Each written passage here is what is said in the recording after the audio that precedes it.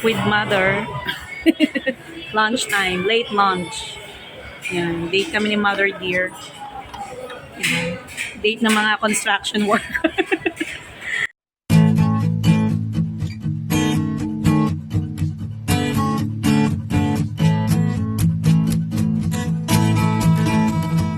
Hello guys, good morning. Today is November 21.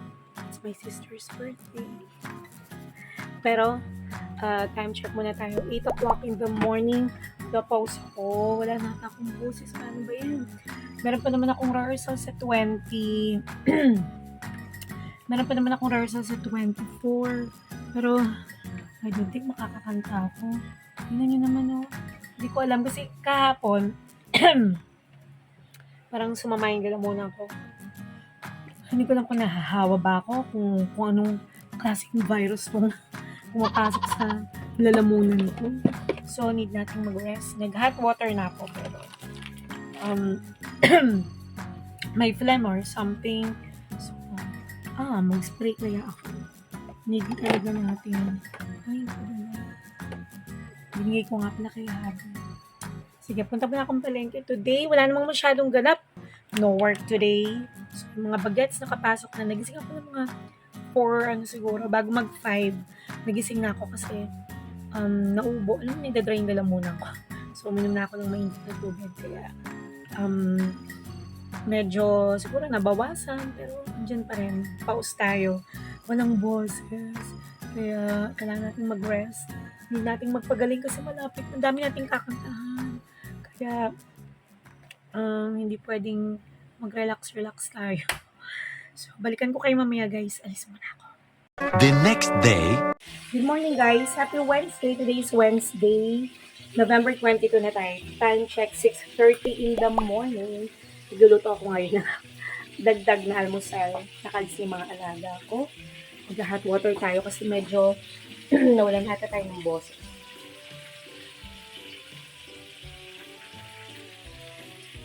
Naglaga din ako kahapon ng luyang dilaw. Ito siya. Ayan. Pinakuluan ko yan. Punta ko ng palengke kahapon. Tapos naglaga ako. Kasi kailangan natin minitan yung lalamunan. Hindi ko alam magaling na yung ubo ko pero bukas mabalik na naman siya. Hindi maintindihan. Sobrang hindi ng mga virus ngayon. So, ito yung gasa ko muna itong aking kalat. Linisin ko muna yan. And maglalaba rin ako yung mga labada tayong dapat tapusin. Dapat unahin. Meron akong rehearsal mamayang gabi. Sana makapag-practice na ako. Bumalik na yung boses ko. Mawala rin yung ubo. Pero I think, kailangan magmumukis. Kailangan magtalsik ng mantika. Kailangan magbumug ako ng tubig na may asin. Warm water yun. Katulong yun. Sige, babalikan ko kayo mamaya, guys. Ugasan ko muna ito. Magda-9 na, guys.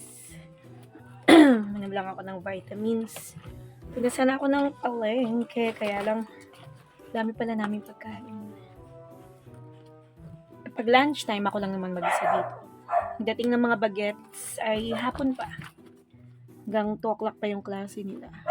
Inayos ko yung kasi ako ng vitamins. Yan. And then, magre-record ako ngayon. Ito bang gamit ko? Naglalaba pa rin ako. Hindi pa tapos. Maglilinis ako ng kwarto. Ano pa ba? Yun. Maglilinis ang buong bahay.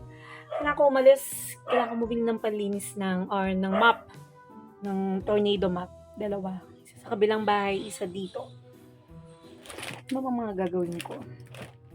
Yun. Sige. Simulan ko na. Simulan ko na muna mag-ayos dito. Meron pa akong 2 p.m. Sige, balikan ko kayo mamaya, guys. 2 p.m. muna.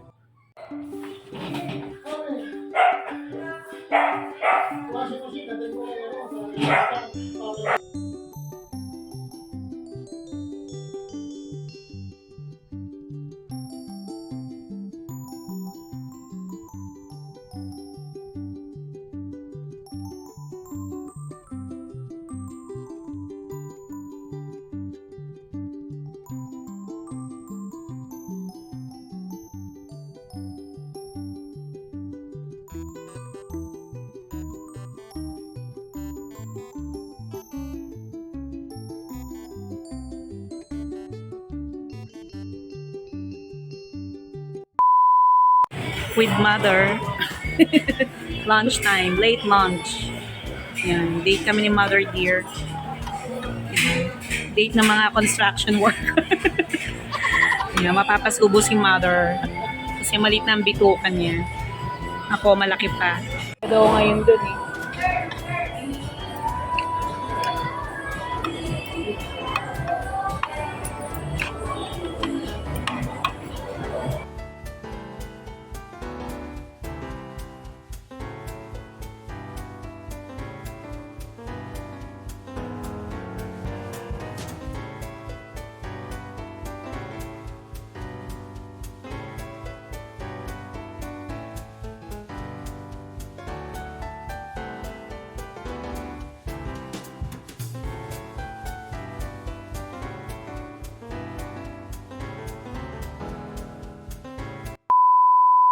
Tulungan na.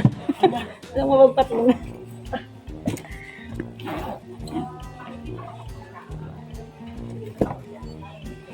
Meron lang silang tornado map.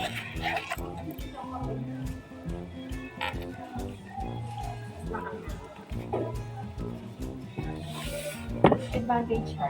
Meron. Sino natin smoke?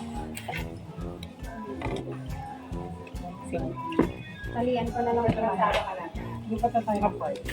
1,120. 1,120.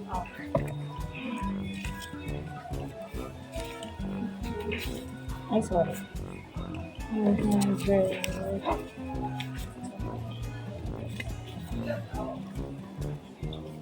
36 sa amount.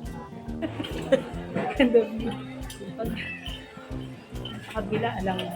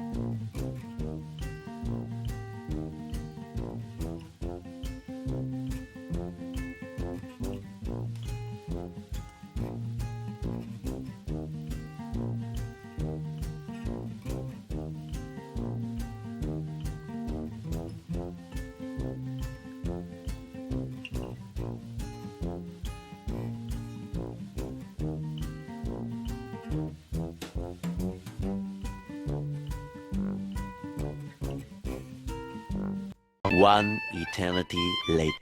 Hello guys, nakauwi na nga pala tayo ng bahay. And time check tayo. Anong oras na ba? 4 o'clock na ng hapon. At swerte ko kasi kaya naman ako pumunta ng mall kasama si Mother Dear. Saglit lang naman kami, kumain lang. And then bumili ng mga kailangan. Kasi nasira na yung tornado map dito sa bahay at saka dun sa kabilang bahay. So, meron palang nabibili. Na-expect ko makakabili ako ng buo. So, medyo mahal yun.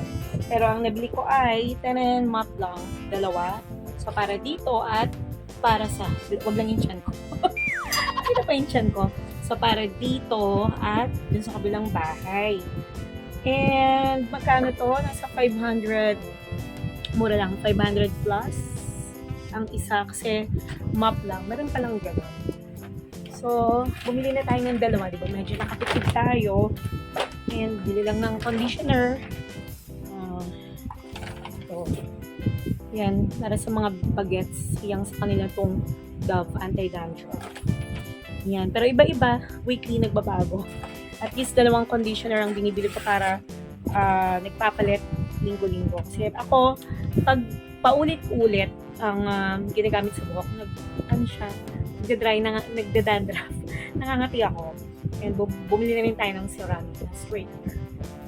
Ayun, so napabili tayo. Okay, so yan lang. Dahil nakatipid tayo, bumili tayo ng stickers.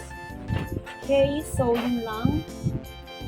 Yun lang naman. Meron akong rehearsal. May time pa siguro 4 o'clock.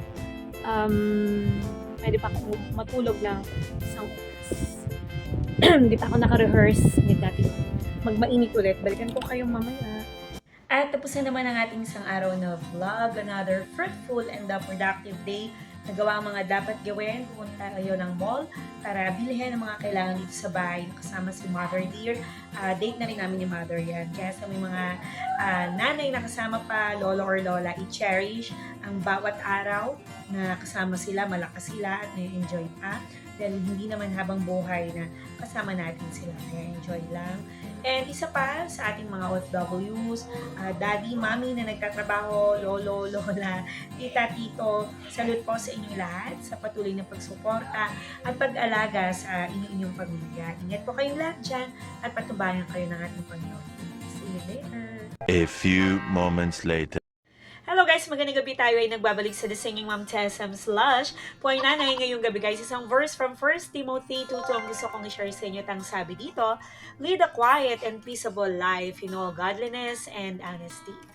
Have you ever said ba guys, something that wasn't true? When you did, were you sorry for what you had said? Probably so. When we're dishonest or kapag hindi tayo nagsasabi ng totoo, we make ourselves unhappy in surprising ways. Here are just a few troubles that result from dishonesty. We feel guilty, and we are usually found out, and we disappoint others, and we disappoint God. It's easy to see that lies always cause more problems than they solve. Happiness and honesty always go hand in hand, but it's up to us to make sure that we go hand in hand with them. The Bible teaches us that it's important to be an honest person. Kaya naman let's pray and ask God to give us the strength to tell the truth even when it's hard. Alright, so from 1 Timothy 2 to lead a quiet and peaceable life in all godliness and honesty. Thank you guys for your time. Thank you for watching The Singing Mom Tessam Slash. Buhay nanay. See you again tomorrow for another day of vlogging. Good night.